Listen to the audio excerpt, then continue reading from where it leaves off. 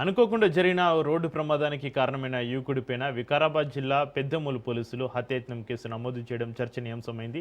సరైన విచారణ చేపట్టకుండా హత్యాయత్నం కేసు నమోదు చేసి రిమాండ్కు పంపడంతో తన కుమారుడు ప్రభుత్వ ఉద్యోగం కోల్పోయాడంటూ తల్లిదండ్రులు ఆవేదన చెందుతున్నారు. అనిర్వేషి కేసులో అసలు తప్పు ఎవరిది? పోలీసులదా, ఫిర్యాదుదారుడిదా?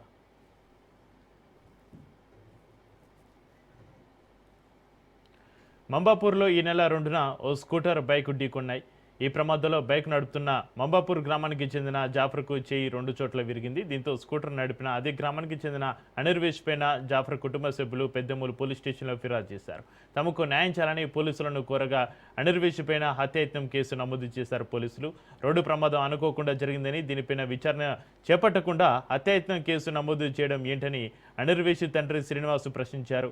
హత్యాయత్నం కేసు పెట్టి రిమాండ్కు పంపడంతో ఈ నెల 9న పోస్టల్ ఉద్యోగానికి ఇంటర్వ్యూకు వెళ్లాల్సిన తమ కుమారుడు ఆ అవకాశాన్ని కోల్పోయాడని వాపోతున్నారు.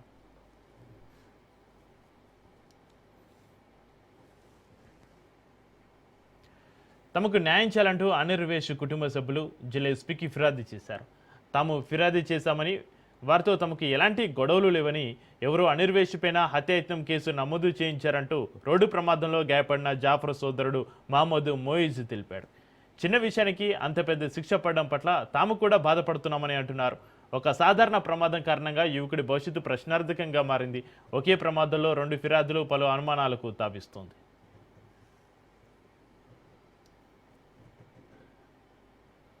మా తమ్ముడు జాఫర్ అనగా అనిర్వేష్ ఇద్దరు బైక్ల మీద పోవడం వల్ల చిన్న యాక్సిడెంట్ అయింది, కింద పడ్డారు. మా తమ్మునికి చేయి ఫ్రాక్చర్ అయింది. అప్పుడే మేము వాళ్ళ ఫాదర్ ని పిలిచి ఏదైనా హాస్పిటల్ చూపెట్టు, ఏమైనా ఖర్చులు ఇవ్వ అంటే నేను ఇవ్వను అన్నట్లాంటి మాట్లాడితే నేను తీసుకుని హాస్పిటల్ కి వెళ్ళిపోయాను. పిఎస్ లో కంప్లైంట్ పెట్టాను. కంప్లైంట్ పెడితే ఏదైనా మా తమ్మునికి న్యాయం జరుగుతుంది, ఏదైనా చెయ్యి హాస్పిటల్ కు చూపెడతారు అన్నట్టు కంప్లైంట్ పెట్టాను. నేను అక్కడి నుంచి కంప్లైంట్ పెట్టి వచ్చేసినాక ఎవరు వచ్చి ఎంక్వైరీ చేయలేరు, ఏం లేదు. బాబుని అరెస్ట్ చేసుకొని పోతున్నాము, జైలుకు పంపిస్తున్నాము, అటెంప్ట్ మర్డర్ కేసు బుక్ అయిందని చెప్పారు. అప్పటి వరకు మాకు గిట్టంగా తెలియదు. ఫేక్ కంప్లైంట్ లో ఏముంది, 3 నెలల సంది మీకు గొడవలు ఉన్నాయి, ఆ గొడవల వల్ల చంపేద్దాం అన్నట్టు వెనకకించి వచ్చి గుద్దాడు అని కంప్లైంట్ పెట్టామా అని చెప్పారు. నేను పెట్టిన కంప్లైంట్ అది కాదు. నేను పెట్టిన కంప్లైంట్ అయింది, మా తమ్మునికి యాక్సిడెంట్ అయింది, చేయి ఫ్రాక్చర్ అయింది, హాస్పిటల్ ఖర్చు ఇప్పించండి పిలిచి అని నేను కంప్లైంట్ పెట్టాను. ఆ చిన్న కంప్లైంట్ కు వాళ్ళ డాడీకి పడి రాని వాళ్ళు మమ్మల్ని వాడుకొని ఆ బాబుని